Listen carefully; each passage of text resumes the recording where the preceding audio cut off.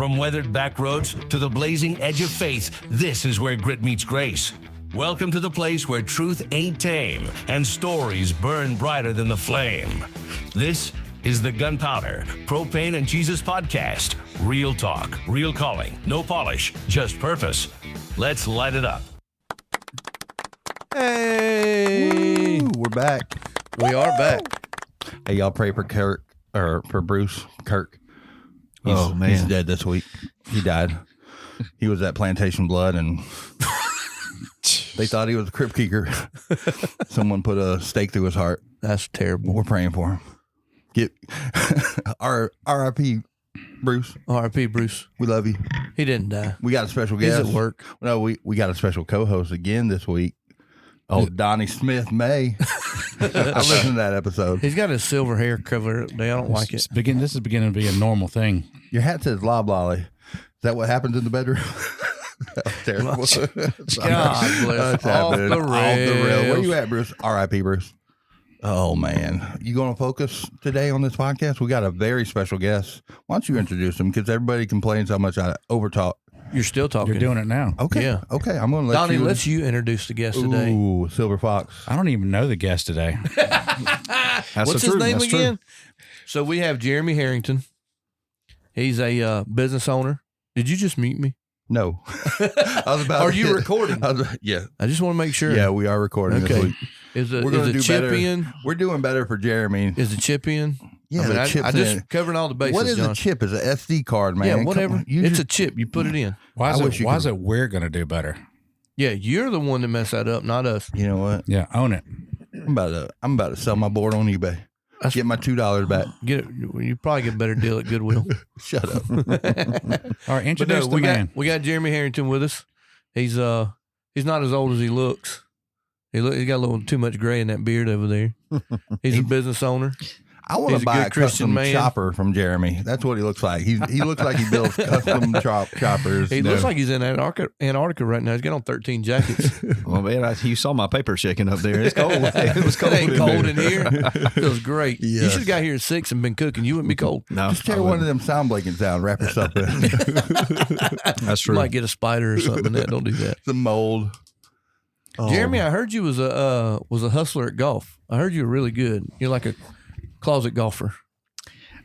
That was a past life. Past life? Yeah, used to be. Huh. I'm decent. I'm still decent. But I appreciate the invite. But me and Donnie like golf. Well, y'all just have to ask. I don't do the asking. You said I was a closet golfer. You have to usually ask those type people. No, but we got him here today. We're just gonna get a little bit of a story. He did a devotion this morning. Did a good job. Yeah. Challenged us what it's like to be an all-in Christian. All in. Yep. Not a halfway, but all way. It was a great message. It was, man. Well, tell us a little bit about yourself, Jeremy. Start, younger life, where you how you grew up. And Sure. Where you at now? Sure. Well, I'm Graniteville, South Carolina. So born and raised there. Like I was telling you guys before, I'll tell you about who I am today, and my wife is Ashley. We've been married now 25 years. Will be coming this September. Daughter 19 years old. We got a son that's I may mess this up. 22 years old, and he's living down in Bluffton. Keely still lives with us at home. She's in college, but. So we moved back to Bluffton, or from Bluffton, South Carolina. We moved back now 4 years, and been living here in North Augusta and enjoying life. I still travel quite a bit. Usually Mondays I'm in Charleston, and Tuesdays I'm usually down in Bluffton. Wednesdays home, Thursdays home, and then Fridays we're usually handling payroll and things back down in Bluffton and going over money and jobs, but. So early years for me, like I said, I was born and raised in Graniteville. I, grew up without a mom. My mom left when I was 3 years old. So kind of raised, with my dad and my grandparents. I will always say that they kind of filled in for that mother role, that mother figure I didn't have. And I might add too, my uncle was very close. We were a small family.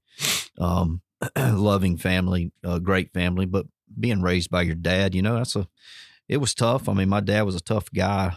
He believed in, there was a lot of times, you know, you're looking for that. Hey, you did a great job, but I'm going to show you everything you did wrong. Yeah. I just heard that from my guys out there this morning. They're like, man, you don't tell nobody they do good. So it's, but no, he was very hard. He was hard on me. My dad was into sports, 24/7, it's, look, I remember running around the house at times at 7, maybe about 8 or 9 years old, answering the phone, and it would be some bookie from Vegas, so my dad was heavily into sports, and he coached me in baseball, basketball. I mean, he was always there through everything. And whatever we did, we went kind of like today. I don't mean to be that cheesy, but we were all in. I mean, it was, you get done playing baseball. It wasn't going home. The baseball field was right through the woods to my house, and my dad cut a trail in, and we could just walk straight back to the house. But we didn't go home after the baseball game. It's like, no, you stunk at this. Let's hit some ground balls. Let's pitch a little bit. Let's bat a little bit. So I got to do that. And plus my dad raked the fields after the games and helped clean up. So I was always stuck there at the baseball field. But anyways, I got into golf actually because I had hurt an ankle in football season. I was quarterback, came around left side, and boy, he looks like a quarterback. You look like a quarterback. Yeah. No, I'm missing about maybe 4 or 5 inches. But anyways, I got hurt in football. So I was in Pony League that year, and I ended up catching and ended up playing a little first base, and I dropped out of baseball and got into golf, and I chased it pretty hard and loved it. I had a couple of scholarships to play golf, and I turned them down to go have a good time at Coastal Carolina. Meanwhile, Dad thought the whole semester that we were actually walking on. And we didn't walk nowhere but to the fridge to get some beer. Very little school activity going on.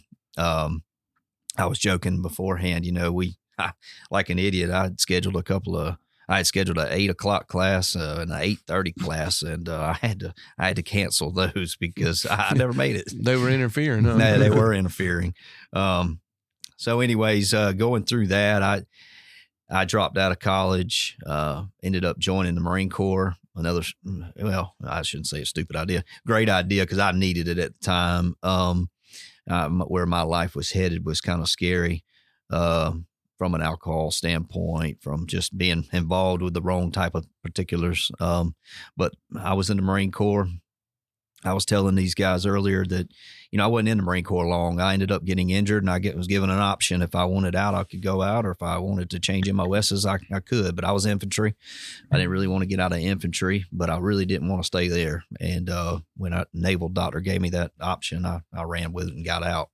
And then after that, I was an electrician for, I don't know, 6 years, 4 or 6 years. I was going through the apprenticeship program, ended up leaving after 4 years of that, and took a maintenance job out with SRS, and was electrical instrumentation.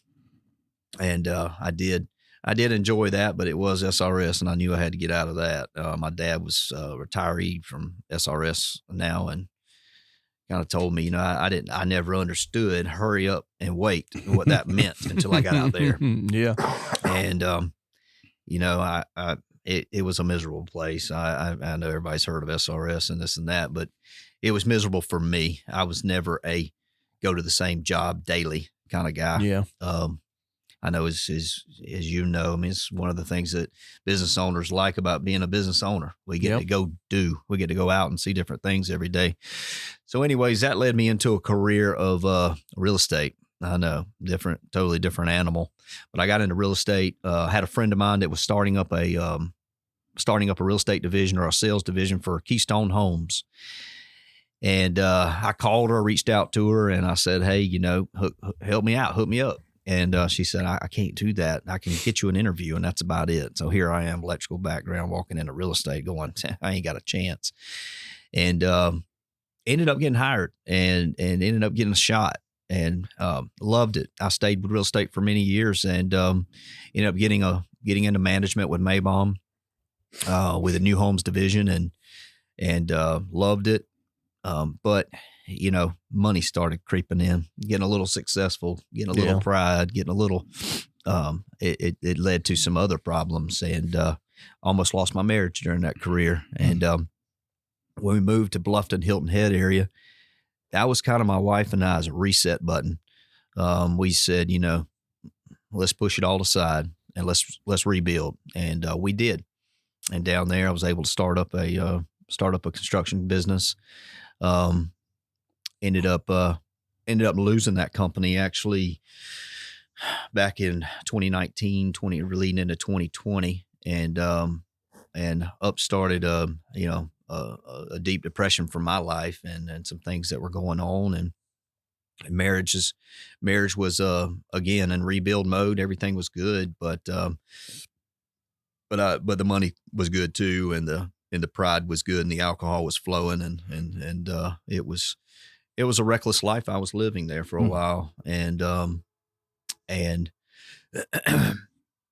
God allowed me not only to rebuild another business, but also open a second business, and so we now have a couple of businesses, and they're doing good, and we enjoy them. My business partner lives down in Bluffton now. I'm, like I told you before, I'm down there a couple of days a week with him, and some days in Charleston. We've grown our divisions now over Charleston, Bluffton, Columbia, South Carolina, and we're trying to maybe do a little things here now, which is something new for us. But yeah, it like I said out there in the in the little 15-minute devotional, I've lived that halfway in for many, many years.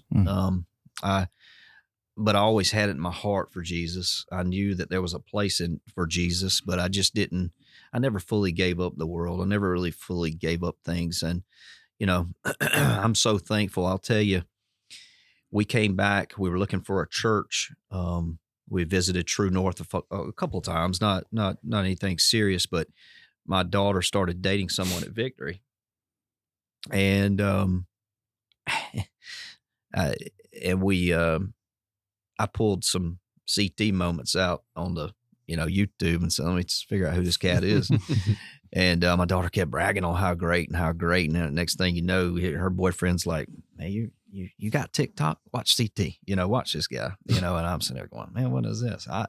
I'm used to Steve Davis preaching. I'm used to the other pastors, smaller churches, and just, Steve's church is not small anymore, but that soft spoken voice. Yeah. And, so I remember going to Victory our first time, and we were a little shocked. I mean, we walked away, we were going, what in the world was that? Matter of fact, I think I was walking around the kitchen table that night speaking like him, and it was a mimic. It was joking. It was picking on CT, to be honest with you. And I've told CT this story, but I make fun of him too. Don't worry. Oh yeah, I give him a hard time all the time. well, I mean, I had the family laughing. I mean, we were laughing, having a good time about it. Exactly.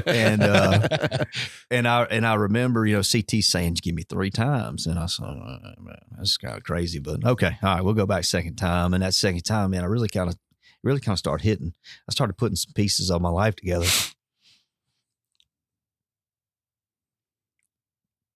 But that third time in, we walked away and said, I think we got our home. I think this is where God's calling us to be. Yeah. And, there's some things, looking back, I wish my son could see me today, but he's gone. He's out of the house. He's in his career now. He's graduated college, and there's some things that affect me still today. Looking back in full circle, going, gosh, I wish my son could be here today. Wish there's some things, but one thing we learned in Better Man was you can't, there's never too late for anything, and there's always, everything has a purpose and a meaning, and so my son does get to see me today. But I look at my daughter, and I tell her all the time. I said, "Do you know the impact you made on our family?" I said, "Your little, she don't date that boy no more." But good job, Dad. Amen. But he was a good kid. I had no problems with him.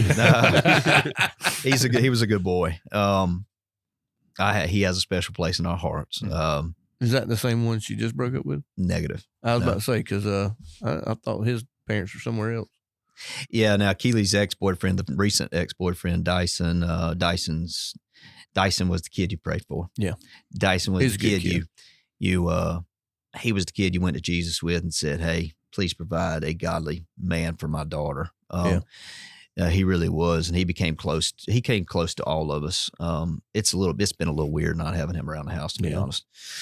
But I make a point now to tell my daughter just how important her steps going to church and her steps getting us back, how it got us really where we are today. She took the initial step, and it was encouraging. You know, we got out of Better Man the other night, and I asked Keely, I said, if you had to describe me today, I don't mean back then, but I mean today, what would that look like? She said, you know, do I need to just give it one word? And I said, no, give as many words you want.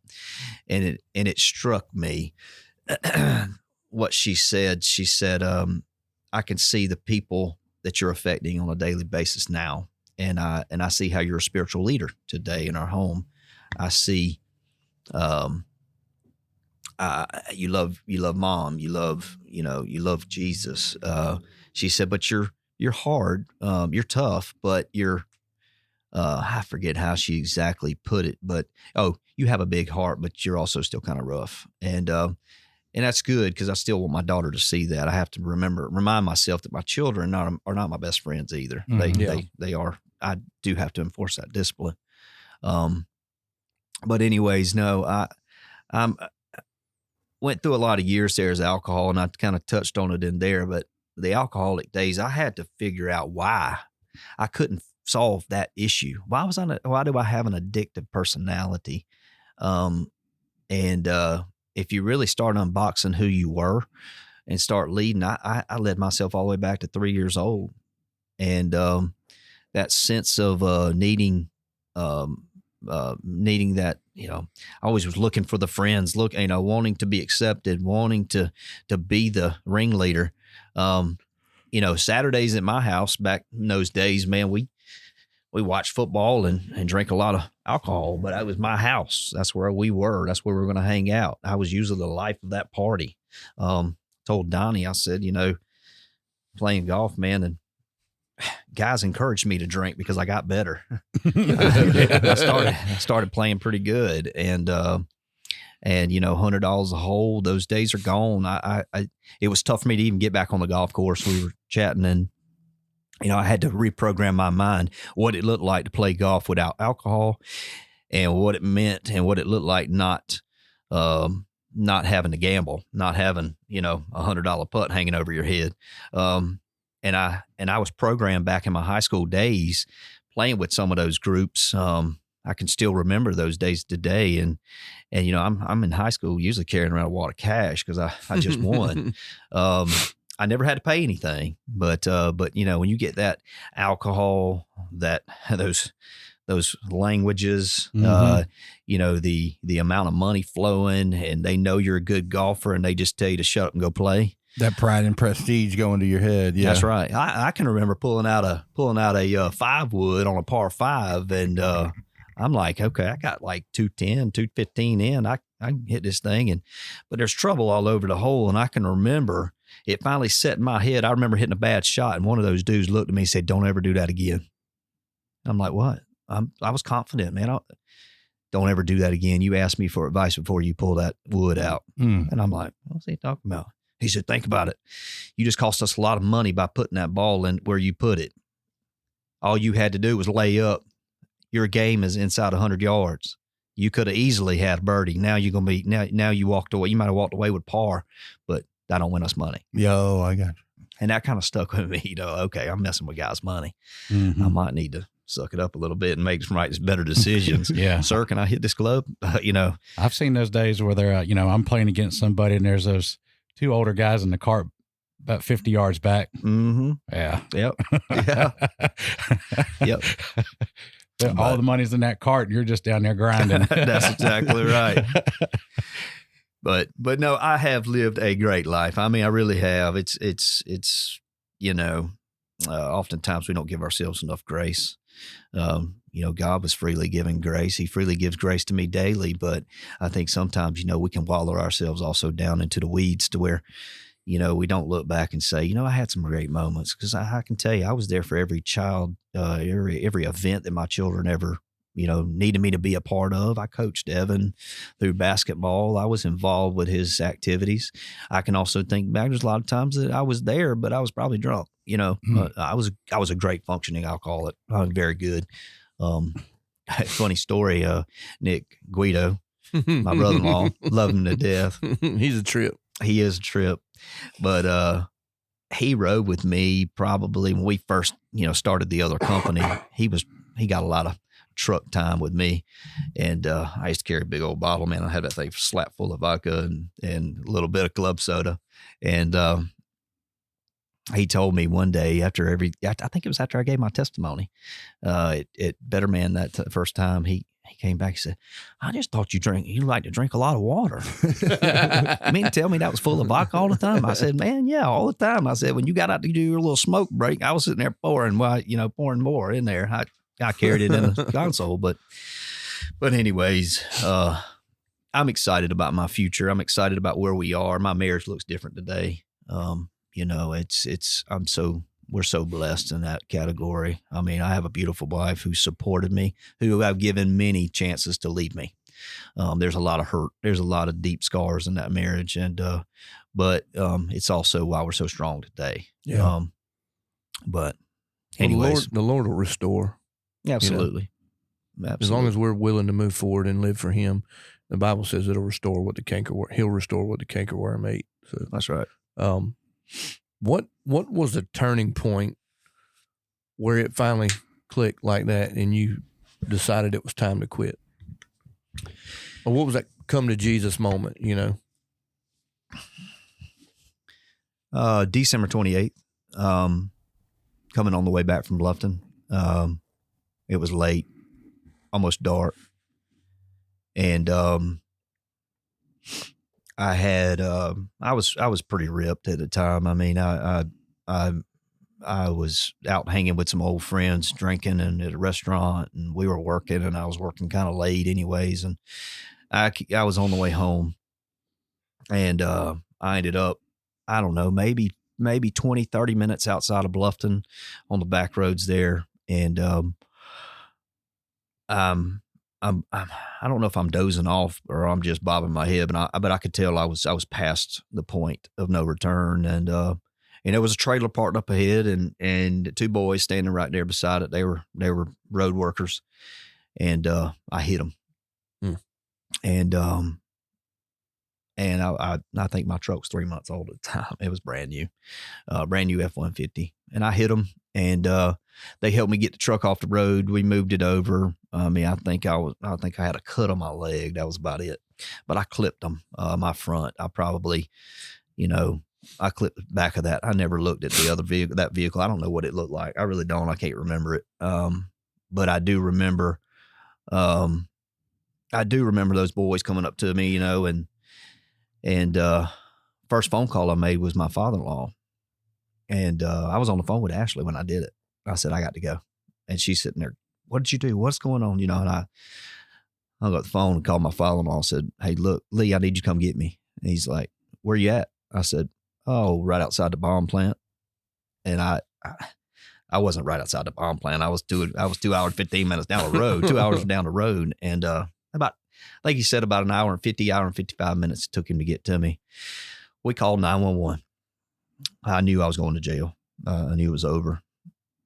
Here comes DUI. Here comes everything else comes along with that. And well, my father-in-law beat the highway patrolman there. My father-in-law was a former police chief, North Augusta. And he comes around there and he's like, first thing, you been drinking? Yep, been drinking. And I said, all right, how long ago? Now I'm just going back through it. Well, we've been sitting there waiting on this state patrolman to hurry up and come. Well, these two boys ran. These two boys took off and ran. They were illegally parked on the side of the road, no cones. They were off the road, but they had no cones out there. So technically they were illegally parked, and they had left. They left me sitting there. It was probably an hour by myself. And my father-in-law is there. Here comes the state trooper. He rolls in. They talk. my father-in-law explains what happened, and I start explaining what happened, and so I take the test, and I don't know what it's called, man. It's the one you follow the finger, and anyways, I'm thinking I passed. I mean, it's Field been, sobriety. thank you. This has been 2 hours, so I'm thinking 2 hours, I'm good to go. I'm not drunk. I don't feel anything, and he looked at me, he said, "You failed miserably, FYI." And I said, "Oh, great." He said, "Go sit in your father-in-law's truck." I'm like, okay. So my father-in-law comes back around there. He sits with me and he says, he said, what? I said, "What is next? What's going to happen?" "Well, you got two choices or two things. It's going to happen. Could happen or whatever." He said, "You either going to jail or you just got to pass." I don't know what he's going to do. So state trooper comes around and he asked my father-in-law, he said, "Sir, step out the truck. And sir, you stay in the truck." So I said, "All right." So my father-in-law goes back there and he talks to him. They're talking for maybe 10 minutes or so, what felt like. And he finally tells me to step out and he said, "Sir, I'm gonna give you reckless driving. You lucky your father-in-law's a good man. You lucky your father-in-law's here, and you lucky that accident took me 2 hours to get here." He said, "I don't think you're drunk right now." He said, but you can't drive no way. So go home. Let your father-in-law take you home and go home." And I said, "Okay." And that was the wake-up call for me. That was the moment that Jesus kind of sat me down and said, "Keep it up. I'm going to take you out." Now, did you total your truck? I did. Yeah. Oh, good Yep. Lord. 2 more feet. I would say 2 more feet. I'd have had 2 deaths on my hand, Man. and possibly myself. And that scene, that accident, that time in my life could have went a totally different direction. And you walked out with a scratch on your leg. Yeah. I mean, Did you roll, like flips, any of that stuff? Nope. Just Nope. bang and no, the way I came off of it and the way I snatched, I guess, kept me from flipping and turning over. But yeah, I mean, they were standing right there at the back of that trailer. I can only imagine. I can still see them, That was crazy. But it was, God knew that my life would be better served. That's the only thing I can get out of this is God knows that I could better serve him and better point people back to him by being here instead of prison. And he knew my family needed me here instead of prison.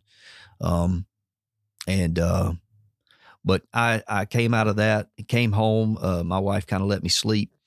Next morning, it was, "We love you." I sat here and watched your 20-some-year-old son, or you're not, I think at the time, maybe he was 18 or 19, but I watched him cry because he knew you was in a wreck and he knew what you were doing. And so I'm going to give you a choice. You can choose that bottle or you can choose this family. It's your choice. And I said, "Okay, all right, I got it. I'm choosing family." And so immediately my father-in-law didn't know it, but he went down to AA in North Augusta down there and got me enrolled. And he said he wanted to join me. And he told me, he said, "Jeremy, I got to tell all this whole group of AA people that I'm an alcoholic. There's no way I can sit in there. You know that, right?" And he said, "You know I'm not an alcoholic." I said, "I know that." He said, "Some of these people I may have arrested at times. I may have a past with." And I didn't really set in my mind until I listened to him say, "My name's X and I'm an alcoholic." And I said, "Man, my father-in-law sat there and did that for me." And he did it a second time for me, with me, sat in there with me. That was special to me to watch that, to have him by my side. But then after that, quitting drinking was bad in itself. But I didn't have the shakes or things like that. It's like God kept me clean the whole time and kept my mind focused on what he needed me to focus on. So I sat that whole year, lost all my friends as far as hanging out, the normal circle. Yeah.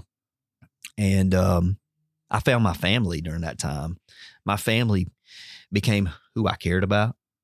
I'm sitting there and the whole time I'm thinking to myself, I said, "I've been missing out on all this. I've had y'all my whole time, and I just, man, it's amazing what happens when you strip yourself of everything. Yeah. You can really start focusing in on the people of your life, your family, your children, who mattered most." And I needed that time of isolation. It was a little touch of depression mixed in with it, but that was my turning point to get back to your question. Yeah. Now that was a turning point to get you to quit drinking. When was it in the next few years, and what caused the shift in your spiritual life to where you were that halfway? But now, I mean, I've seen you over the past 2 or 3 years where you are all in. Mm-hmm. You know, I think I met you right after y'all started coming here and Better Man started. That was the first time I met you. But I have seen the evidence of you being an all-in Christian. Sure. CT got me down into those slow changes. There were, some of his messages really struck home to me. You see, one thing about being a part-time Christian and always having Jesus in the back of your mind, but also living 90% towards that world, and doing those things of the world, God's going to eventually reel your butt back in. And, and through CT, through some of those sermons, it started playing in my head, gosh, I come running back to Jesus every time I screw something up. Yeah. Every time I hit my rear end on that floor, I always go running to Jesus. Well, why don't I try doing this full time with Jesus? Why not try giving him everything in the good seasons? Why is it always the bad season I go running back to him? And so stepped up, went to Better Man. I was not all in at the time. I wasn't, but I wanted that change. I wanted, to stop cussing so bad, stop, thinking so bad, some of that eyesight stuff. I did. I wanted change. I wanted it the right way. I wanted to clean my conversations up with the guys on the construction sites and my partner, my, brother-in-law, my dad. I wanted those conversations cleaned up. So I was willing. I had surrendered. And like I spoke today, I was willing and able. And so through Better Man, slowly, after probably the first 3 weeks, I just kind of sat there like, what am I doing? Is this me? But I bought into it and I said, I'm going to give it a shot. And week 4, 5, I was starting to get all in with it. And I was all in with it at that time. So really through Better Man, Aaron, to answer your question, is when I jumped all in. Yeah. What's, a lot of these people that come to Friday mornings don't go to Victory, so that we talk about Better Man all the time, and all of them are like, what's Better Man, Mm-hmm. And I'm sure a lot of people on the podcast listening don't know what Better Man is, but it's a group of men that are sharing everyday life stories of what's happening in their life to where they can relate to each other. And the biggest thing is accountability. Mm-hmm. You have a group of men, I think each class is 15, 20 guys, 25, some of them. Mm-hmm. Jeremy and Ken always have a really big turnout. That was my favorite class that I went through. But it's because y'all are real. Yeah. Y'all are just like everybody else in the world, that you're not standing up there in a suit and tie, putting on a pony show. Right. You're coming in after work and we're cutting up, and, you're letting everybody see that you're part of everyday life. You're in reality, you're right. You're not living in some fantasy world, What's the one thing out of Better Man, or maybe a couple of things, that has really helped you be that all in? Thanks for listening, and remember, the smoke may settle, but the embers stay lit. This was the Gunpowder, Propane, and Jesus podcast. Stay tuned for the next part of this episode.